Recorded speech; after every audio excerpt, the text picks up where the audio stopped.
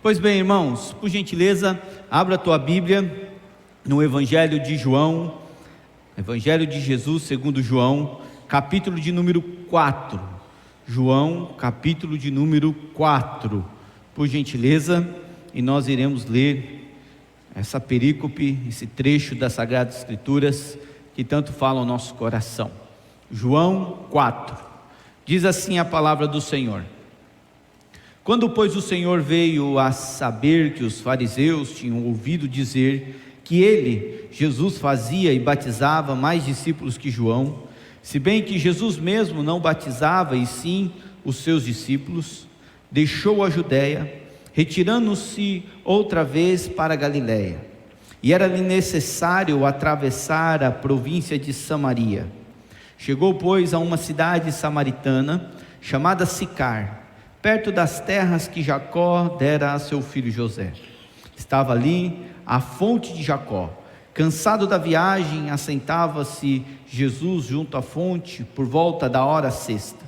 Nisto, veio uma mulher samaritana tirar água. Disse-lhe Jesus: Dá-me de beber, pois seus discípulos tinham ido à cidade para comprar alimentos. Então lhe disse a mulher samaritana: Como sendo tu, judeu, pedes de beber a mim, que sou mulher samaritana? Porque os judeus não se dão com os samaritanos? Replicou-lhe Jesus: Se conheceras o dom de Deus e quem é o que te pede, dá-me de beber, tu lhe pedirias e ele te daria água viva. Respondeu-lhe ela: Senhor, tu não tens com que atirar e o poço é fundo. Onde, pois, tens a água viva? És tu, porventura, maior do que Jacó, o nosso pai, que nos deu o poço, do qual ele mesmo bebeu, e bem assim seus filhos e seu gado? Afirmou-lhe Jesus: Quem beber desta água, tornará a ter sede. Aquele, porém, que beber da água que eu lhe der, nunca mais terá sede. Pelo contrário, a água que eu lhe der será nele uma fonte a jorrar para a vida eterna. Disse-lhe a mulher: Senhor, dá-me dessa água para que eu não mais tenha sede e nem precise vir aqui buscá-la. Disse-lhe Jesus: Vai, chama teu marido e vem cá. Ao que lhe respondeu a mulher: Não tenho marido. Replicou-lhe Jesus: Bem dissestes, não tenho marido, porque 5 maridos já tivestes, e esse que agora tens não é teu marido. Isso dissestes com verdade. Senhor, disse a mulher, vejo que tu és profeta. Nossos pais adoravam neste monte, vós entretanto dizeis que em Jerusalém é o lugar onde se deve adorar. Disse-lhe Jesus: Mulher, podes crer-me que a hora vem, quando nem neste monte nem em Jerusalém adorareis o Pai. Vós adorais o que não conheceis, nós adoramos o que conhecemos, porque a salvação vem dos judeus. Mas vem a hora, e já chegou, em que os verdadeiros adoradores adorarão ao Pai em espírito e em verdade, porque são estes que o Pai procura para seus adoradores. Deus é espírito, importa que os seus adoradores o adorem em espírito e em verdade. Eu sei, respondeu a mulher, que há de vir o Messias, chamado Cristo. Quando ele vier, nos anunciará todas as coisas. Disse-lhe Jesus: Eu o sou, eu que falo contigo. Neste ponto, chegaram os seus discípulos e se admiraram de que estivesse falando com uma mulher. Todavia, nenhum lhes disse: Que perguntas? Ou por que falas com ela? Quanto à mulher, deixou o seu cântaro, foi à cidade e disse àqueles homens: Vinde comigo e vede um homem que me disse tudo quanto tenho feito. Será este porventura o Cristo? Saíram, pois, da cidade e vieram ter com ele. Feche seus olhos e vamos orar ao nosso Deus. Pede para Jesus falar contigo. Fala: Senhor, fala comigo. Eu quero ouvir a sua doce voz. Eterno Deus, poderoso Pai, hoje é uma noite muito especial, Senhor. Noite em que nós louvamos, adoramos ao Senhor, que vamos participar da Santa Ceia do Senhor, esse banquete espiritual que o Senhor tem preparado para nós. Mas nesse momento nós pedimos para que o Senhor leve cativo a nossa mente. para que o Senhor fale conosco, para que possamos, ó Deus, entender e compreender que somos alvos da Tua graça, somos alvos da Tua salvação, ó Deus, em nome de Jesus, amém. Amados irmãos, a mensagem de hoje é para aqueles que estão cansados, sobrecarregados, aqueles que têm enfrentado dias difíceis, aqueles que têm enfrentado lutas, dificuldades, problemas, aqueles que estão se sentindo sozinhos, aqueles que porventura estão pensando em tirar a própria vida, para aqueles que adentraram neste lugar sem saber o porquê vieram aqui, para aqueles que estão perdidos, para aqueles que precisam de libertação, para aqueles que precisam de alívio, de consolo, de conforto, de refrigério, de acolhimento. A mensagem é para aqueles que são pecadores, para aqueles que necessitam de Cristo, para aqueles que necessitam de um Salvador, para aqueles que necessitam de um Senhor, para aqueles que necessitam daquele que tem poder para transformar toda e qualquer situação adversa. Aqueles que estão sozinhos e abandonados, hoje podem ser encontrados pela graça de Deus. Talvez muitos estejam vivendo a escuridão na sua alma, no seu coração, devido aos problemas, devido às dificuldades da vida, mas hoje Cristo pode brilhar na sua vida. Nós temos uma necessidade, e a nossa necessidade é Jesus Cristo. Nós precisamos de Jesus. Nada vai resolver os seus problemas, nada vai tirar você dessa fossa, nada vai curar os seus dramas, nada vai curar os seus traumas, a não ser Jesus Cristo. Ele é o Senhor da nossa vida. Essa é a supremacia de Cristo. Ele está acima de todas as coisas, porque todas as coisas foram criadas por meio dele. Ele é o Senhor, Ele é o Rei dos Reis, e não há outro como Ele. E muitas vezes nós nos esquecemos de quem é Jesus. Ele não foi apenas 100% homem, mas Ele foi também 100% divino. Nós estamos falando de Jesus, Deus, a sua divindade. E João, quando escreve o seu evangelho, por volta do ano 85, mais ou menos, lá da cidade de Éfeso, ele tem como objetivo central anunciar aqueles que vão ler esse evangelho, a proclamar a divindade de Jesus. Ele quer deixar bem claro que Jesus é Deus, e que Ele tem todo o poder, e que ninguém e nada é maior do que Jesus Cristo. E esse João que está escrevendo, ele se refere a si mesmo em João capítulo 13, versículo de número 23, como o discípulo amado. Jesus tinha 70 discípulos, 12 apóstolos. Desse 12, nós vemos várias vezes ele chamando para alguns momentos únicos, momentos especiais, Pedro, Tiago e João.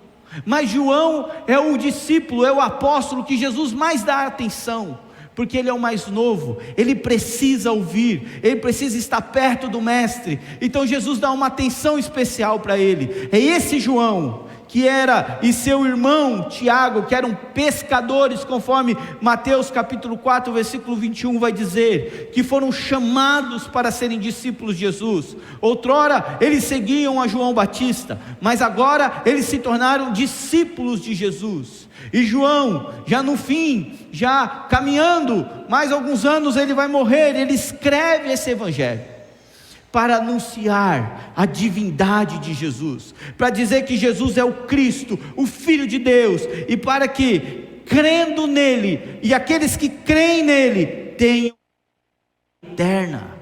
Olha que evangelho maravilhoso, olha que mensagem simples e profunda. Porque muitas vezes nós estamos andando nessa terra, nessa vida, sem reconhecer que Jesus Cristo é o Senhor da nossa vida. Nós reconhecemos Jesus como Salvador, reconhecemos Ele como aquele que cuida de nós, mas não o reconhecemos como Senhor, como um mestre, aquele que determina, aquele que tem a última palavra sobre as nossas vidas. Nós não reconhecemos muitas vezes que a vontade dele é muito melhor do que a nossa própria vontade.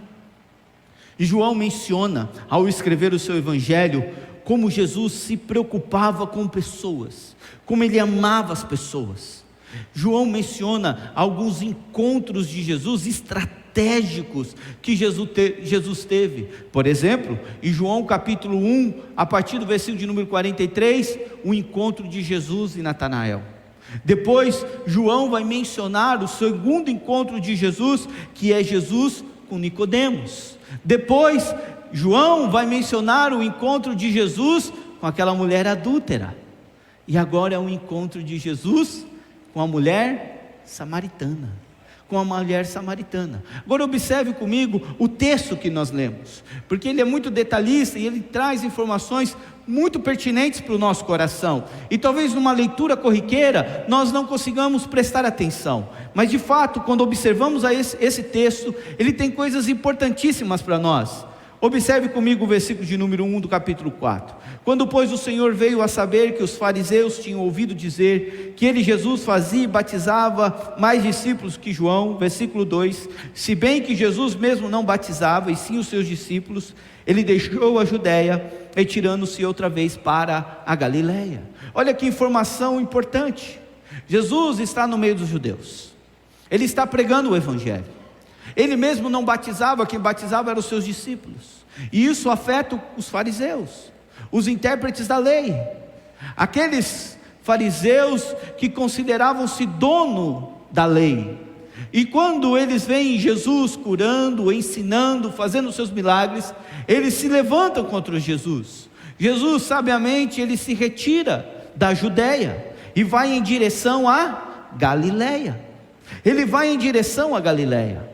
E observe que é nesse trajeto que Jesus tem que passar por uma cidade chamada Samaria. Jesus, ele se importa com as pessoas. A agenda de Jesus já estava escrita em toda a eternidade. Nós não temos um encontro por acaso com Jesus. Todo o encontro que nós temos com Jesus, ele já está escrito em toda a eternidade.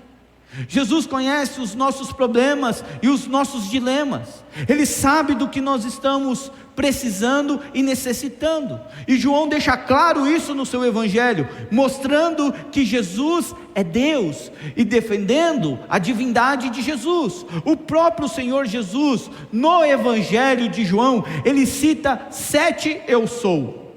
7 vezes Jesus vai trazer para si e vai dizer: eu sou o pão da vida para aqueles que têm fome, para aqueles que estão passando fome, para aqueles que estão passando necessidade. João capítulo 6, versículo 35, Jesus vai dizer: eu sou o pão da vida, para aqueles que estão vivendo em trevas, dias difíceis, de luto, de choro, onde só há escuridão. Em João capítulo 8, versículo de número 12, Jesus vai dizer: eu sou a luz do mundo, eu sou a luz que pode brilhar na escuridão da tua alma. Em João capítulo 10, versículo 7, versículo de número 9, João vai nos dizer que Jesus falou: eu sou a porta. Se você quer entrar, tem que entrar por mim. Eu sou a porta que é a entrada para os céus.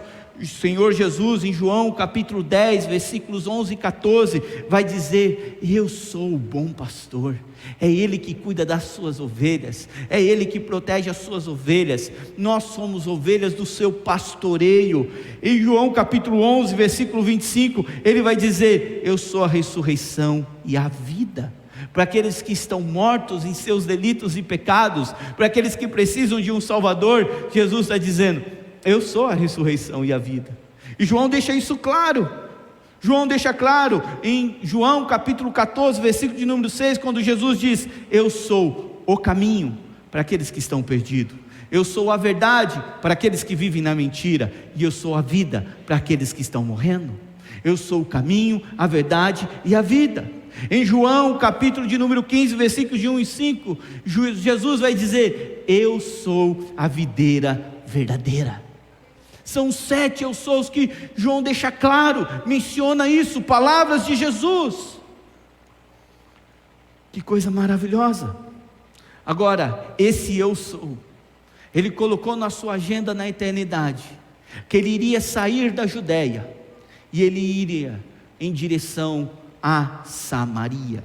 Interessante, porque Jesus foi a Samaria para encontrar com uma mulher. A Bíblia não menciona o seu nome, mas a Bíblia faz questão de dizer a sua origem.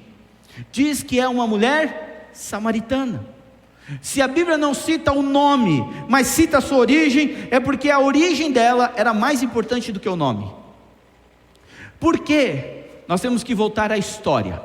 951 a.C. O rei de Israel é Roboão. Ele assume o trono no lugar de Salomão.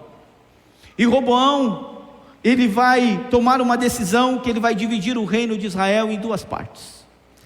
O reino de Israel é formado por 12 tribos. E Roboão divide o reino de Israel. 10 tribos ficam no norte, 2 tribos ficam no sul. As 10 tribos do norte tiveram 18 reis. Todos eles esqueceram do Senhor. A capital do reino do norte foi Samaria.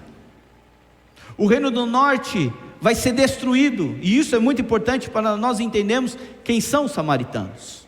No ano 722 a.C., pela Assíria, quando o comandante do exército da Síria, seu nome, Sargão II, invadiu o reino do norte, ele destrói o reino do norte, e eles, a Assíria, eles tinham costume de miscigenar os povos. Então eles pegaram aqueles que sobraram, que não morreram, das 10 tribos que estavam no norte, dispersaram essas tribos em vários outros povos, trouxeram outros povos e colocaram em Samaria, e ali começou a haver uma miscigenação, e com a miscigenação começou a haver um sincretismo religioso. O reino do sul foi fiel ao Senhor, até que no ano 586 eles foram levados para o cativeiro babilônico. Ficaram 70 anos no cativeiro babilônico. Mais ou menos no ano 516 eles têm que retornar. Quando eles retornam do cativeiro babilônico, para reconstruir os muros, para reconstruir o templo com Esdras e Zorobabel, aqueles samaritanos desceram até o sul e disseram: nós queremos construir com vocês, nós queremos fazer parte dessa reconstrução.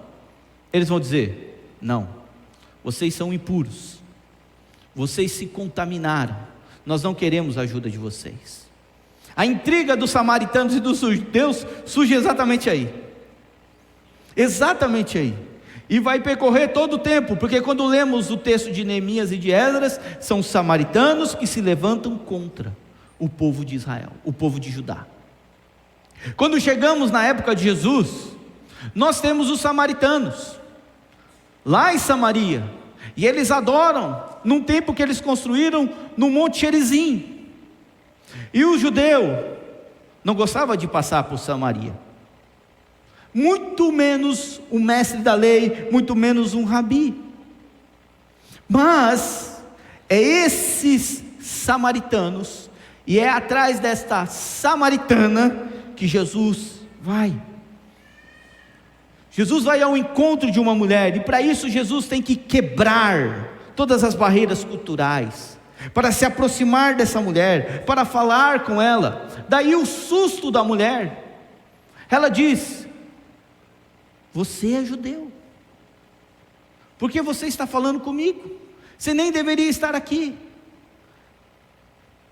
A revelação de Jesus àquela mulher é progressivo. Primeiro ela entende que Jesus é judeu, depois ela vai dizer que ele é profeta, só depois ela vai reconhecer que ele é o Cristo, o Filho do Deus vivo. Então o encontro de Jesus com essa mulher já estava na agenda de Deus, meu irmão. Assim como o encontro de Jesus com você já estava na agenda de Deus. Deus te trouxe aqui. Você não veio porque você quis, você não veio aqui porque é mais um culto, ou porque você quer tomar a Santa Ceia. Não, você veio aqui porque Jesus trouxe você aqui para você ouvir essa mensagem. Você, meu irmão e minha irmã, é alvo da graça de Jesus. Ele se importa com você, e isso é importante porque Jesus vai demonstrar toda a sua graça pela vida daquela mulher. Graça é algo que Deus, é algo de Deus para nós. Graça não se preocupa com o seu passado, com a história que você viveu lá atrás, ou com o que você tem. Ela quer te transformar.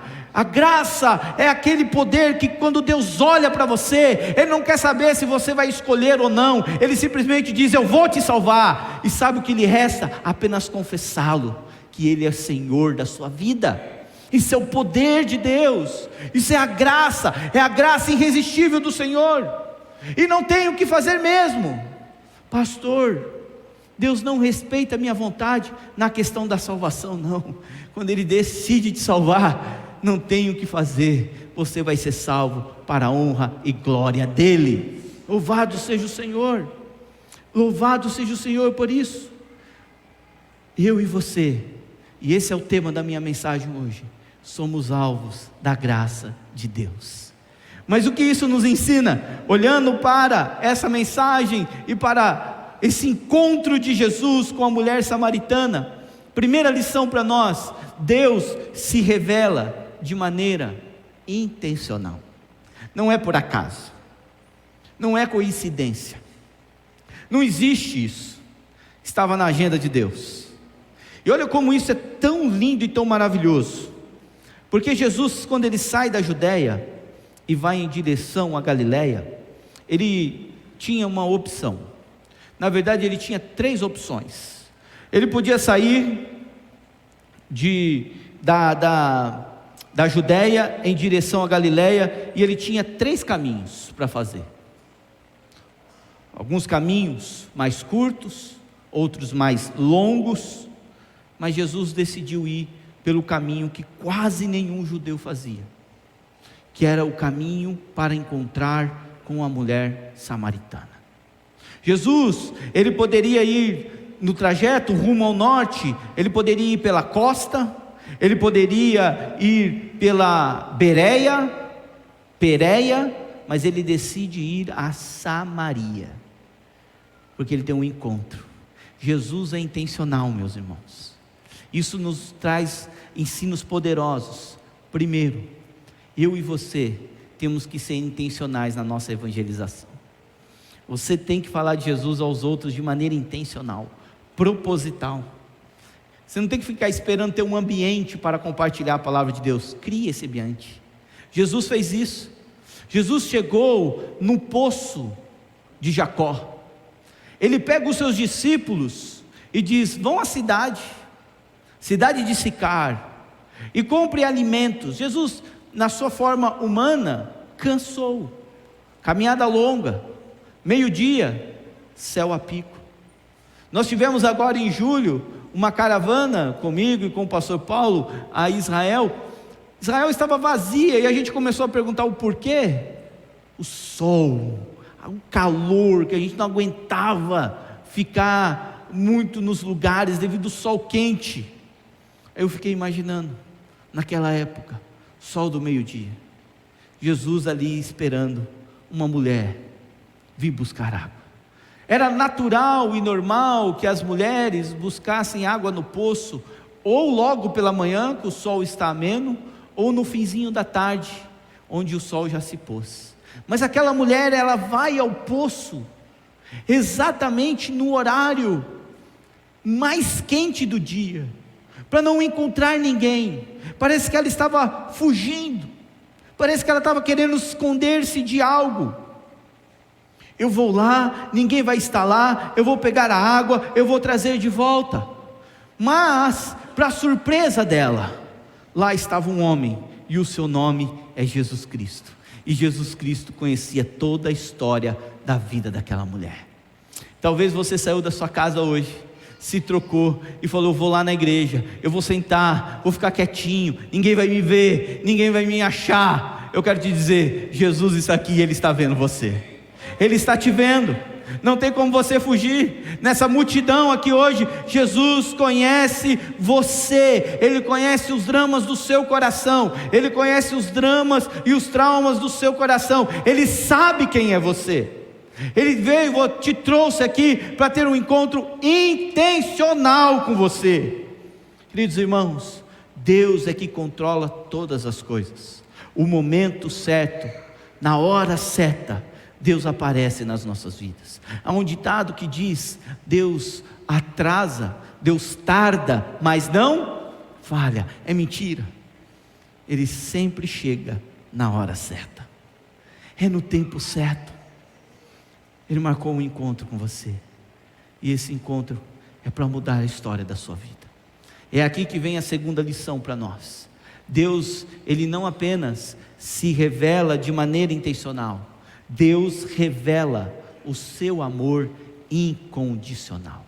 O diálogo de Jesus com essa mulher é poderoso. Do versículo de número 9 até o versículo de número 18, nós podemos ver isso. Primeiro, essa mulher, a mulher samaritana, ela vai dizer: como pode o Senhor, sendo judeu, pedir água a mim? Como que pode isso? Como isso pode acontecer? Há um espanto daquela mulher. No primeiro momento há um espanto. Eu me lembro quando o Senhor me encontrou, e uma das coisas que eu falei ao Senhor foi: mas eu não tenho nada para oferecer, por que eu? Talvez você se lembre, eu quero que você traga à sua memória daquele momento em que Cristo entrou na sua vida e mudou o seu viver. E talvez o questionamento foi exatamente esse que eu mesmo fiz e que essa mulher fez: como que pode eu não tenho nada para oferecer a Deus? Isso é amor incondicional. Ele cruza o deserto, ele vai a Samaria, ele quebra os paradigmas, ele quebra os arquetipos, ele quebra os modelos para encontrar uma alma. Esse é o nosso Senhor Jesus Cristo. Ele faz isso nas nossas vidas. A mulher samaritana, ela não entende que aquele homem está ali para salvá-lo. Agora, Jesus revela o que aquela mulher tem no seu coração, com uma simples pergunta.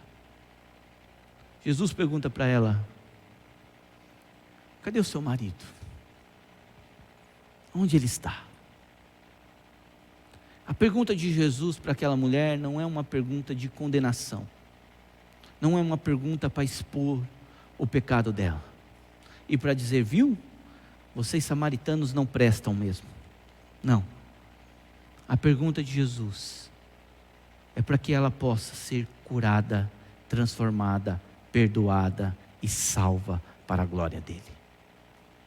Queridos irmãos, eu entendo que o amor de Jesus, o amor incondicional de Deus para conosco, ele revela quem nós realmente somos.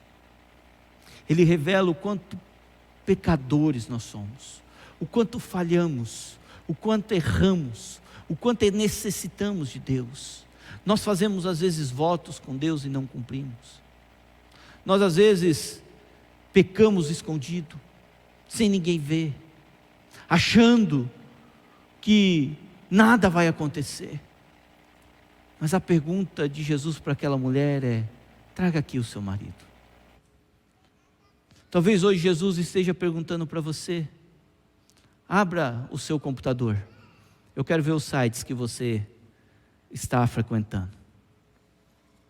Talvez Jesus esteja perguntando para você nessa noite: abra a sua conta bancária, eu quero ver de onde veio esse dinheiro. Talvez Jesus esteja perguntando para você, esposa, como você é como esposa. Perguntando para você, marido, você está sendo sacerdote na sua casa? Mas isso não é para nos condenar, é para mudar a nossa vida. O amor de Deus revela quem nós realmente somos.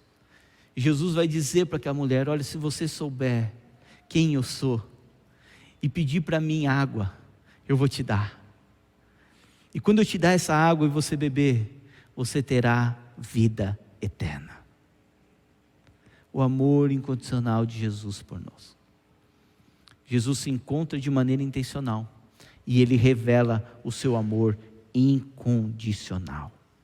Sabe o que Jesus tinha para oferecer para aquela mulher? A vida eterna.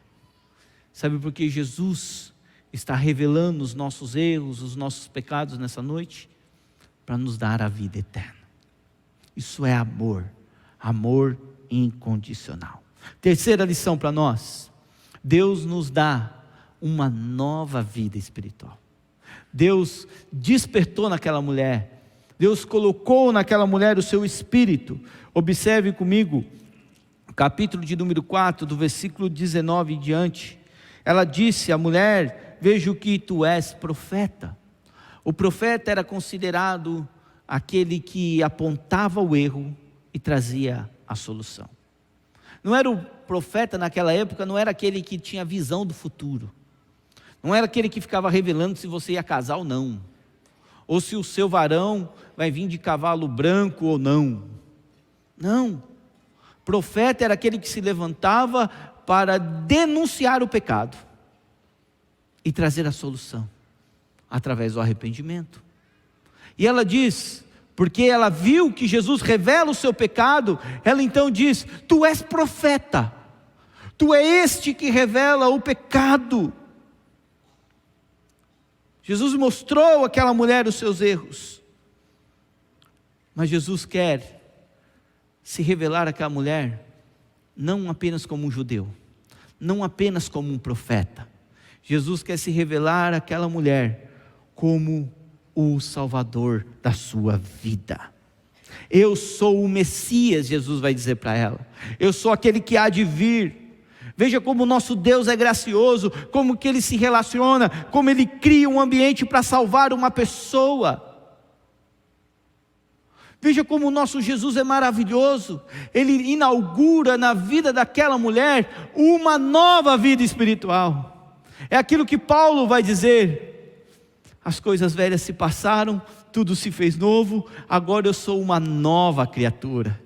Agora eu vivo para Jesus. Jesus é o centro da minha vida. E é isso que Jesus quer fazer comigo e com você nessa noite, meu irmão.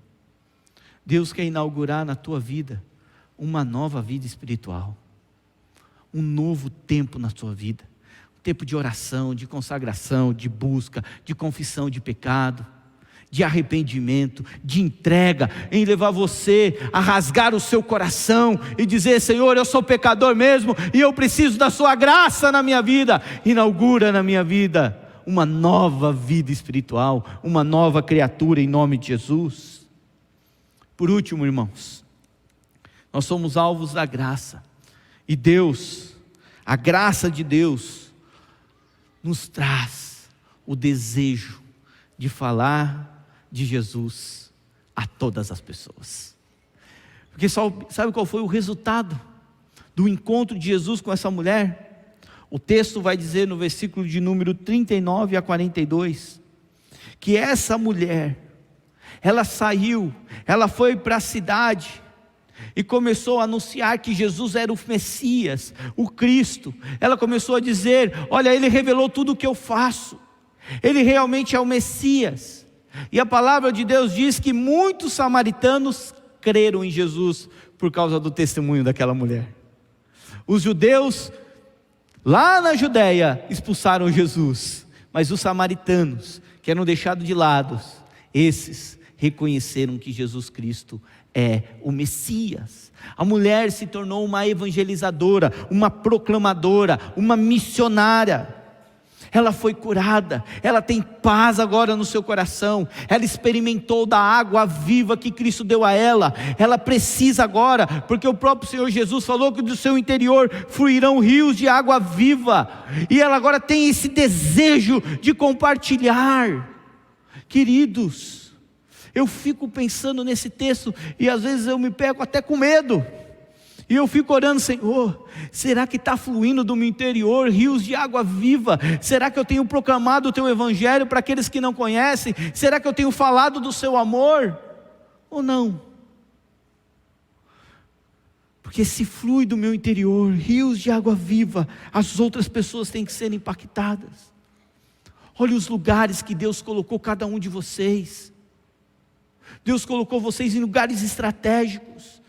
Nenhuma outra pessoa deveria estar aonde você está.